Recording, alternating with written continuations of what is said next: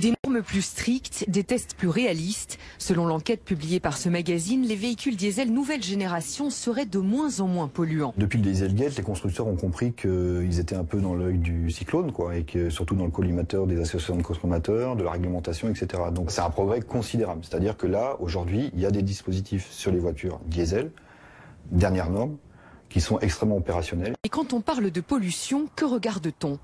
D'abord les oxydes d'azote, les NOx, associés par les scientifiques à des troubles respiratoires et cardiovasculaires. Sans système de dépollution, un véhicule diesel en rejette beaucoup plus que l'essence. Mais les derniers tests seraient concluants, bien en dessous de la norme autorisée.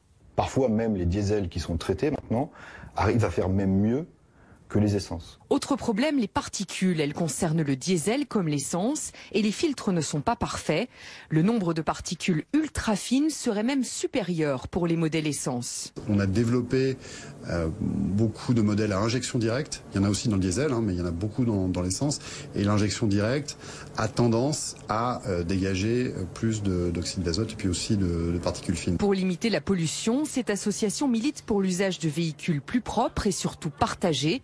C'est aussi l'avis de l'ADEME. Si on veut répondre à ces enjeux environnementaux qui sont d'ordre énergétique, qui sont d'ordre climatique et qui sont relatifs aux polluants, la révolution technologique est une réponse, mais la plus grande des révolutions est certainement comportementale. En plus des polluants, la lutte se poursuit contre les émissions de CO2 qui contribuent au réchauffement climatique. L'Europe veut imposer aux constructeurs une réduction des émissions de 37,5% d'ici à 2030.